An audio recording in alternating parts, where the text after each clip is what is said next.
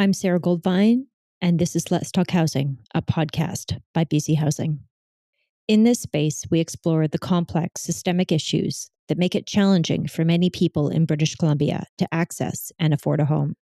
The provincial government has an ambitious plan with the largest investment in housing affordability in BC's history.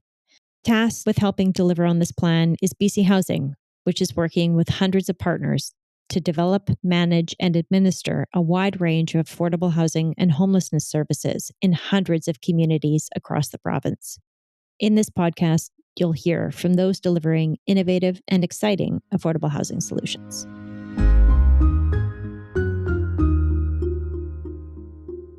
Hello, and welcome to Let's Talk Housing. I'm Sara Goldvine. In today's episode, we're going to visit an SRO, or single-room occupancy hotel, in the downtown east side of Vancouver. Before we begin, I'd like to acknowledge that we're recording today's episode on the territory of the Musqueam, Squamish, and Tsleil-Waututh. We offer our respect to their peoples, past and present. Also, in full transparency, this episode is being recorded in November 2022 and reflects the issues of that time. Joining us today is Karen, a resident of the Rainier Hotel in the downtown east side of Vancouver. The Rainier is one of many single-room occupancy hotels in the neighborhood. Also joining me is Tanya Fader, Director of Housing with the PHS Community Services Society, which manages the Rainier Hotel and many other housing services in the downtown east side. Tanya, welcome to Let's Talk Housing. Thanks, Sara. And I just want to thank you and recognize the land acknowledgement that you gave, and I share the sentiment. It's a pleasure to have you there. Now, Tanya, I want to take some time today to talk with you more about the services that PHS offers and specifically about SROs. Before that, though, let's take a few minutes to revisit some of the audio that we collected yesterday when you and I visited with Karen at the Rainier Hotel. For our listeners, the Rainier Hotel is right on the edge of the downtown east side near Gastown in Vancouver. It was built in the 1920s, and today it operates as a low-barrier supportive housing single residency hotel, specifically for women. And it's, as I mentioned, it's right in the core. BC Housing provides funding to PHS, and PHS operates that building for residents. We hear a lot about SROs in the news, and most of it is pretty grim. The Rainier is different than most SROs I've been in. It's safe and clean, and an example of how a well-run and well-designed SRO can be part of the housing ecosystem. So we're just coming up the set of stairs here.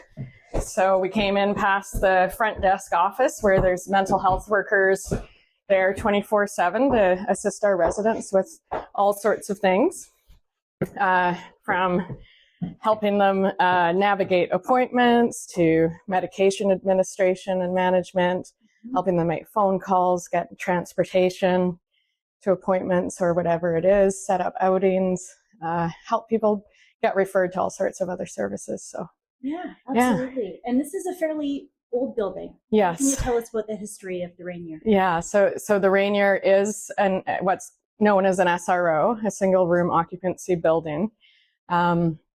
It's well over 100 years old, so it's definitely one of the older buildings around. But as you can see, it's quite a lovely space, and it's got some nice openness even at the top and in between stairs, which a lot of the SROs don't have it. It's just very narrow stairways with not really this kind of platform landing space in between, so it really makes it more open. And yeah, it started as an SRO and was that for many years until BC Housing took it over, renovated it, and for several years it operated as partially a treatment floor and a transitional floor. So for women, and along the way we changed that to be people, women identified as women, and opened it up. And at some point, after a few years, the treatment part was finished in kind of its pilot phase. And so at that point, BC Housing fully took over the funding. And we managed to preserve for quite some time. Obviously, COVID changed a lot of that. but we managed to preserve some of the programming here because a lot of the women stayed here long term and had become reliant and really liked those programs and liked being involved and liked having some say in what programming was in place in the building. So we've really tried to preserve that and really looking forward to reestablishing that as we move forward through these strange and awkward times. Yes, yes. These are awkward times. Some things are coming back and some things are not. Yeah. How is that for the residents of tell us a little bit more about the folks who live here now. Yeah, so the Rainier's a big mix of women, including age range. So we have everyone here from that would technically qualify as a youth under 24, all the way up to I think our eldest lovely resident here is 81. And she has lived here for a long time and swears that she's never leaving. We can't move her to somewhere with different supports, right? She's just no way. The Rainier's my home, and she likes to say that you'll carry me out of here and then I'll come back and haunt you. She's like, I'm never leaving the Rainier. It's as with any SRO, there can be really big community building here, but I would say more so at the Rainier, partly because of the history of programs. Some people went through the treatment together and are still here. Some people left and came back. So a lot of long-term residents, as well as a lot of very new, fresh faces. So as happens in all of our buildings, but it's of particular kind of poignancy here because everybody really wants to know who their neighbors are. And one of the differences here is there's a no guest policy, which the women who live here partly choose that because of that. And that can be for reasons of escaping violence, not wanting to be the doorkeeper of who comes in. The staff can do that for them. And also just because of the supports in place here, but it's definitely a place of refuge and safety for vulnerable women in Vancouver, and particularly the downtown east side. Maybe we can just walk down the halls. Yeah. So we have a couple of, offices, and when it was a treatment center, some of these were more clinical spaces.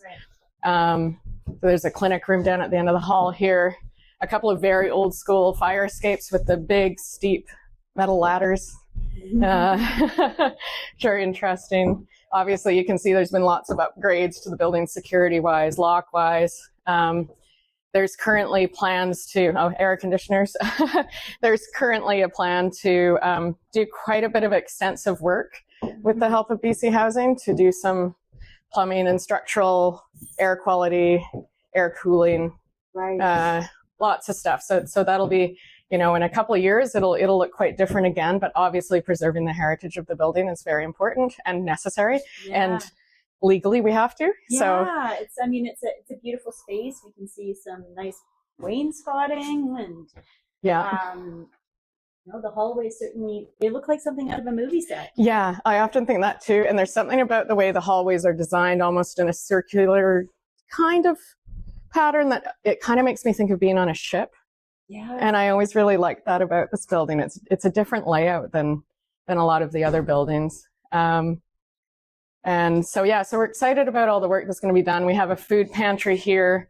Obviously, when it's not pandemic times, there's a lot more community kitchen activity and a lot more serving meals out of this big second floor kitchen that we have here. Right. But a lot of that had to be put aside, and I think we'll all be using those safe clamshell containers forever, probably. Yeah. So it's bound to look a bit different. But no worries.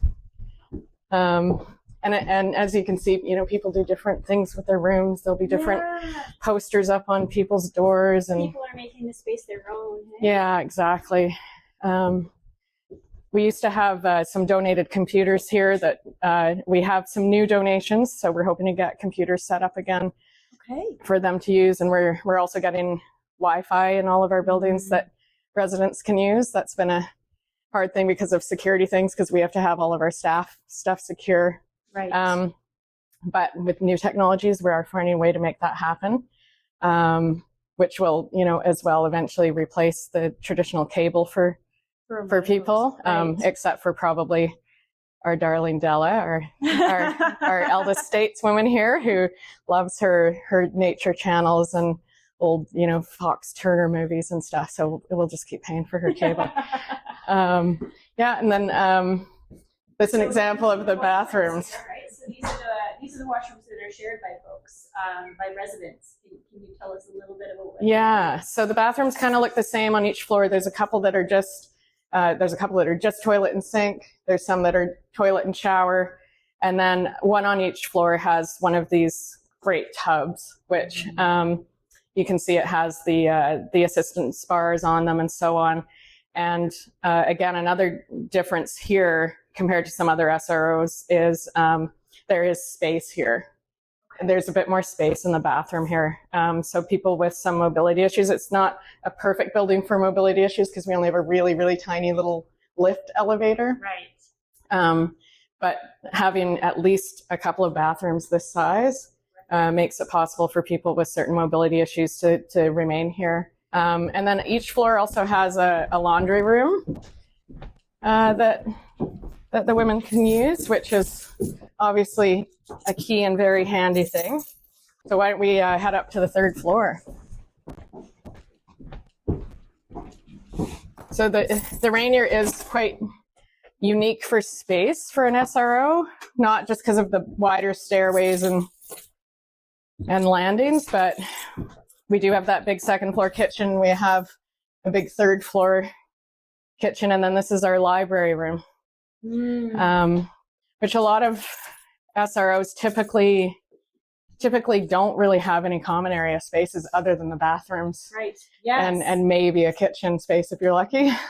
So this place, it makes it unique that way because there are spaces to gather, and there's spaces other than your room to come and reflect, read, play the keyboard, meet with, sometimes people meet family members up here. Well, obviously we make exceptions in the no guest thing, or people bring in, we used to have a PHS pastor who's now retired, but he would run some special events here, and those were very popular with a lot of the women here, especially some of the elder women. We wandered a little further down the hall to visit Karen. Karen is a middle-aged woman who makes the Rainier her home. She lives in a small but cheerful room with paintings and lots of photographs and things special to her. Your room is absolutely great. It's looking really nice. You've made it even cozier than the last time. I have, was here. yeah. Yeah, that's to do with the healing. Mm-hmm. That's what happens. Just to be able to do things that I like to do and feel comfortable in my place here. Yeah. It's nice. What's my home. Yeah, my what's house. your favorite part of your home? The favorite part? Yeah. Like in the whole house? Yeah, in your room. What Oh, just to be able to sit still and ponder and just to relax and take it easy. Yeah, to come in here, it's like really quiet for me. Right.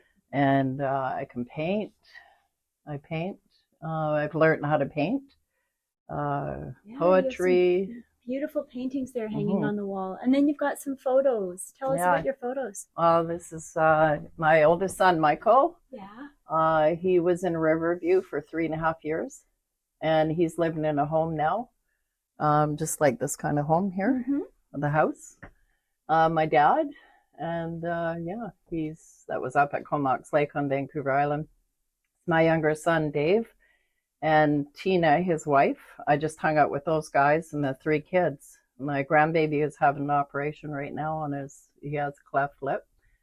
Oh, you've got 3 grandkids. I have more, actually. I have Okay. the second marriage for Dave. He was quite young, so they separated. But I have another granddaughter who's 26 and a great-granddaughter who's 14. Oh, that's wonderful. Yeah, so it's a nice, big, happy family. Yeah. Yeah. Good family. Wow. Making this space your own is also part of your healing. It is, Yeah. definitely, because, I want some good things for myself now. Before, I didn't have any pictures on the wall. I felt very void, just walking around. And I started learning how to save money. which I never knew how to do. We weren't taught that when we were kids, how to save money. And in here, like in the house or so, all these good things are happening for me to learn how to put away money for something that I wanted. I wanted a little bench, so I got a bench. And my rocking chair and my rug. I was thinking about my mom when I bought that rug. Okay. And just the painting, or sit and do some poetry or so, and ponder about things in my life of how grateful I feel for being here. It's beautiful in here. I'm really grateful for this home, this room, this house, period. I work for BC Housing, so that's part of the BC government. And some of the people who listen to this podcast are decision makers. They're government people. What would you tell them? What would you tell them that we should be doing to help folks in your community? Everyone needs a home. Everyone needs something set up in the house, just like this one here. Yeah. There are groups. Trauma groups is important to talk about trauma, because those are the issues at hand. They're there, and that's, a lot of people they need the support to be able to have that set up so that people can come in, just like here, to be able to talk to people, learn how to communicate, to talk and share with the worker, share with other people, to be able to, as you're learning to trust and open up and build that. And it sets you free to be able to talk and open up. It's so very important. Right. To have counseling, to have all those things in place. To say, hey, wait a minute, this is not just an outside issue. This is a real deep trauma issue here that people need support and help and healing in that area, to be able to be free, to be able to learn how to communicate with others. Not just, looking at a person and going, okay, that's what they're doing, and then kind of judge that or whatever. There's a deeper issue in there that's going on. So they need that support. They need the housing. They need the counselor. Then they need the groups. They need all of those things.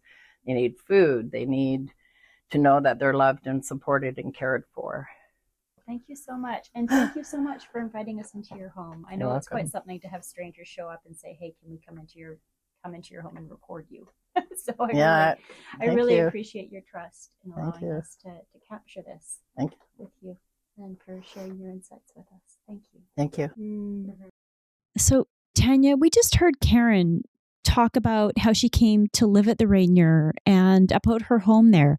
Can you tell us a little bit more about residents at the Rainier? And is Karen's story typical? In a lot of ways, it is typical. Karen's a little bit different in the sense that she actually has lived there twice. She was there for a good length of time originally when it came in when it was originally a treatment and transitional housing, and then it changed to more permanent housing. Obviously, for some women, it's still transitional, but that's their own choice. It's not the housing mandate there. And Karen returned. She decided that she really needed that community base again, and the support from the staff. And Karen's really interesting because she's very self-aware of her own healing journey. And also, as you saw yesterday, very, very willing to share it if she's feeling in a safe space. Yeah, she was very generous with welcoming us into her home and sharing with us some of her insights. And of course, you took us around the Rainier, and we learned more about the building itself.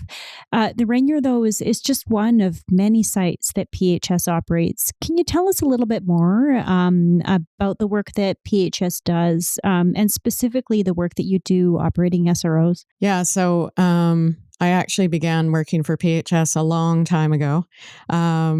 And at that time, we were the first and only group to really be providing low barrier housing to people who use substances, and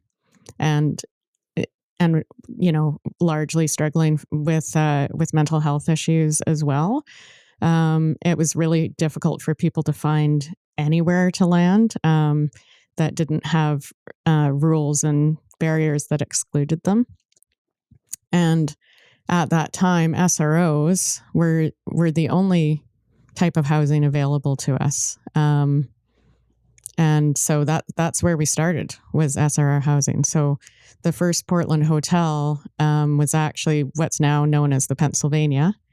And it was an SRO. And then BC Housing funded us to start managing the Washington and Sunrise, which are now known as the Irving and the Maple.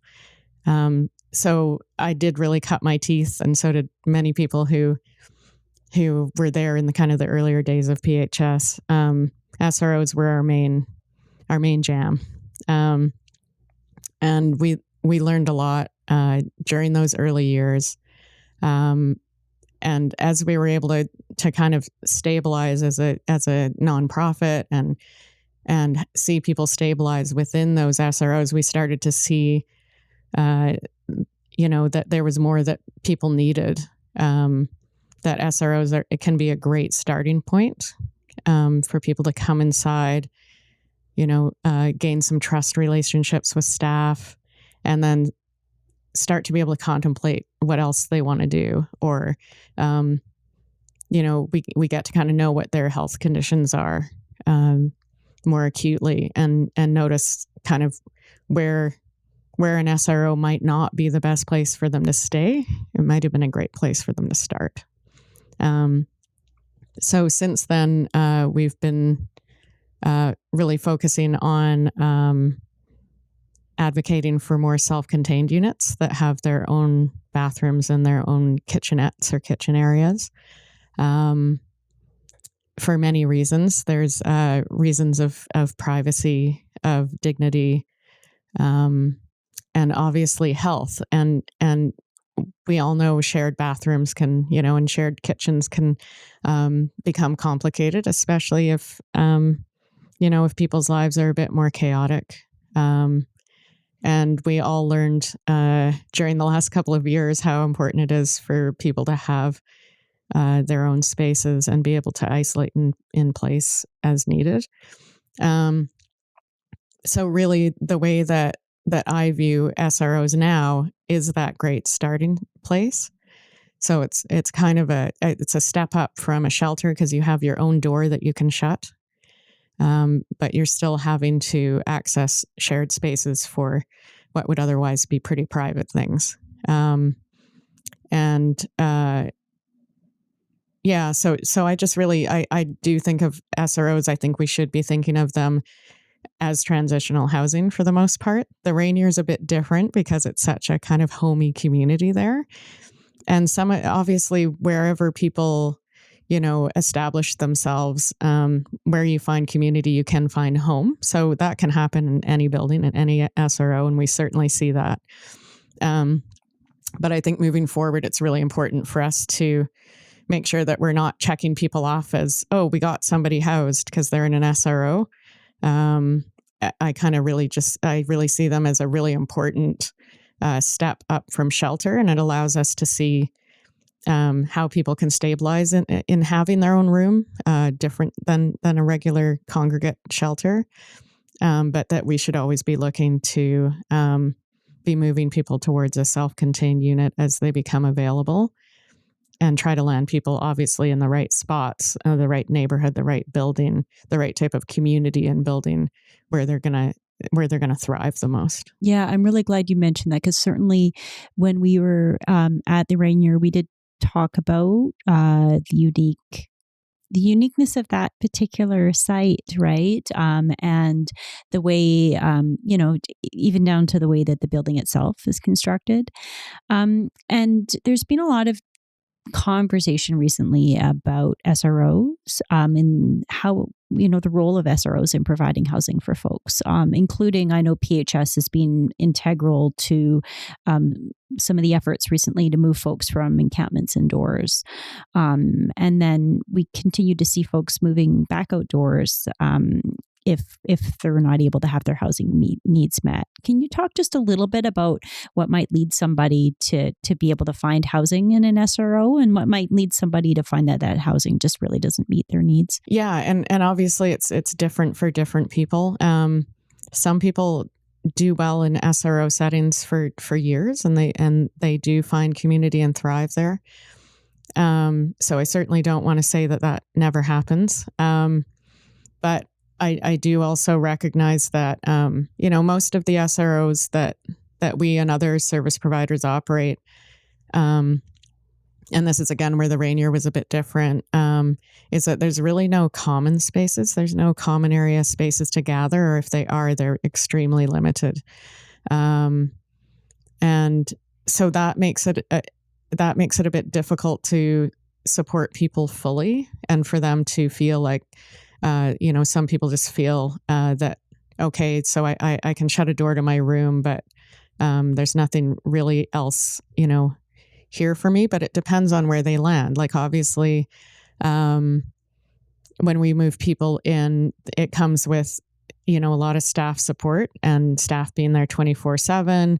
And, and we do our best to keep buildings in good repair and keep them clean and all of that. And I know that's not the case for all SROs, especially for privately owned ones. And they are difficult buildings to maintain because they're mostly older. So we're dealing with, older structures, which some of the structures are great. But, some of the plumbing and electrical and everything, those can be difficult things to manage. But yeah, I think I've heard people say that, sometimes if they're in a building and it's, there's pest control problems, or there's, the shared bathroom scenario is really tough for a lot of people over a longer period of time. You can imagine that in a short term, we're all okay with that. We've all done that. We've, people stay in hostels, or they, go to campsites that have shared bathrooms, or all that sort of thing. But longer term, some people really struggle with that, and I understand that. And I think, for some people too, suffering from complex PTSD, not being able to fully have their own space, and having to share some of the, share the bathrooms, and especially when someone, it's a group like PHS, where we really are sheltering and housing at the lowest barrier threshold. We deal with people with a lot of complex issues, and sometimes neighbors don't fit each other. So there's some people that say they would rather live outside because they feel less claustrophobic. They feel like some of them have found community in encampments. Like I was saying, if you can find community, you can find home. So, but yeah, so I understand why some people don't want to stay there or stay there long term, and I think it's part of the whole general understanding of, I personally think everybody deserves a self-contained unit. And I feel like people in community and in encampments have really been feeling that way themselves, and recognizing that there are inequalities that way in the way that our society operates and what type of housing is offered to people. And Tanya, you mentioned the staff that work in these sites, and certainly for our listeners, I think it's important to recognize that some of these SROs are operated, as you mentioned, by PHS and other service providers with 24/7 staff, and then other SROs are privately run. And that's probably a whole other conversation. But when we think specifically about the SROs that are operated by PHS, you have staff in there 24/7 who are delivering just these exceptional services for folks. What do you find it takes for staff to be able to do this work that they do every day? Yeah, our staff are incredible. Not only are they doing very challenging work, but they're typically doing it in 12-hour shifts. And half of those shifts are overnight. So, when everybody starts at night, I certainly started at night. Mental health workers is how we refer to them. And they just come with so much empathy, and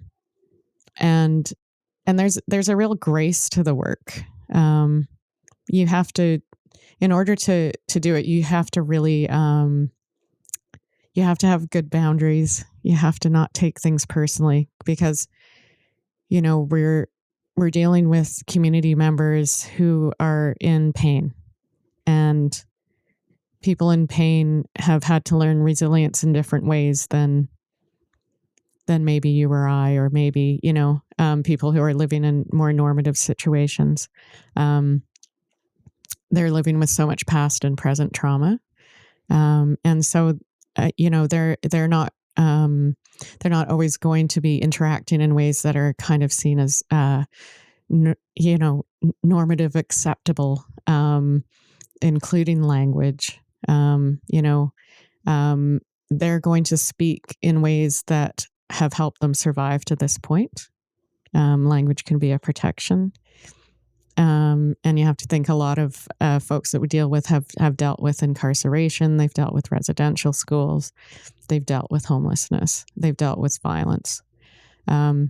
So usually whatever has, helped your resilience to survive to this point will continue until people are feeling safer. And then they'll feel safe in some moments and not in others. So, our staff are also very resilient in that way. And it's certainly not work for everybody. And I thank everybody who comes to try and do it.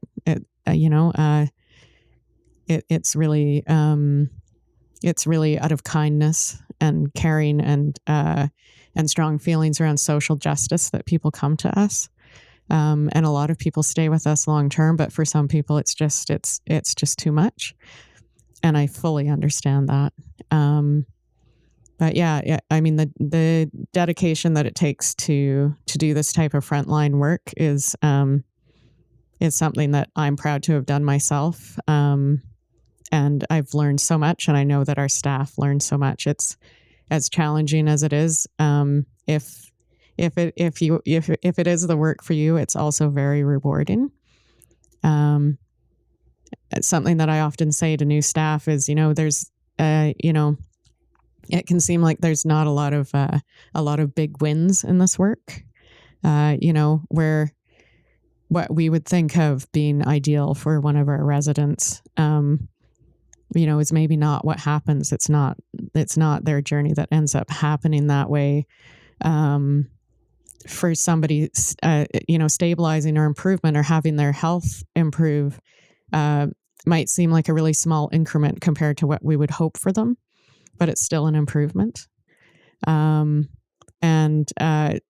I often, say, take those little tiny victories that happen, because there's lots of tiny victories that happen every day. Like, you got someone to take their medication when they weren't taking it. You reminded them to take their antibiotics. You helped them dehoard their room, or, you made somebody smile that hadn't smiled at you before, or, you made somebody laugh. You made somebody's day brighter. You made them feel loved. You take those tiny little moments and you tuck them away in your heart, because that's what's going to give you resilience in this work.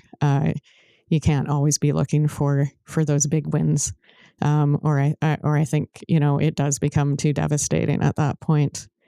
And just a special shout out to all the people who came towards us during the pandemic. Because a lot of people had to leave. They might be looking after an immune compromised relative, or they might be themselves. And, certainly across the board, through our sector, and I know other sectors, people had to leave, even temporarily. And the fact that other people came running towards us, wanting to help, is, I think, deserves a lot of respect and thanks. Thank you for sharing that. You spoke about the importance of resilience for people that are working in the space, but also, also for the sector as a whole. When you look forward, what do you hope for the future of SROs, and for the people that live in them and the people that work in this sector looking forward? Well, I think one thing I want to make clear is that SROs, especially in Vancouver, just because that's a lot of the stock that we've had available, have been absolutely key in getting vulnerable people inside. They've been a very effective space for that. So I certainly don't want to disregard their importance and their ongoing importance in that way. But also that when they were constructed, they were used for workers, who were maybe in town short term in between, going out on the water or working on the railroad or working on the docks. They were never constructed to be permanent housing. And so I think we have to keep that in mind when we're thinking about the spaces inside them. I think that because they are an important part of the continuum, that part of the concern is how many are being bought by real estate developers who will not be housing people like our folks that need that housing stock right now until there's something else. Ideally, I would love to see obviously everybody housed, and it seems like a big daunting task right now with the amount of homelessness that we're seeing, not just in Vancouver, it's across the country, it's across the province. It does seem like a hard ask, but it's really devastating to see people out in the elements. It's also hard to see people remain as shelter guests for years without access to housing. And I think for some of the actual SRO buildings themselves, the Pennsylvania is a really good example. We renovated that a good number of years ago now, and basically put rooms that were 2 rooms into 1 room and made them self-contained units. Yes, that decreases the number of rooms. So these are things we have to balance. But that was a very successful renovation, and people have very, very dignified accommodation there now. And it's very quiet. It's way less chaotic than it used to be. And so everybody's quality of life goes up when that happens. So I would like that to be considered for some of the other SRO stock that instead of just renovating and doing repairs that keep them SROs, that we can actually make them self-contained. Where that's not possible, I think it's really important for new builds that we are always looking to self-contained units in new builds and not to replicate the older SRO model or construction. Thank you so much, Tanya, for joining us today. This has been a really special and enlightening conversation. And I'd also really like to thank Karen for inviting us into her home, and to your entire team, Tanya, who welcomed us to the Rainier as part of this episode. Let's talk again soon.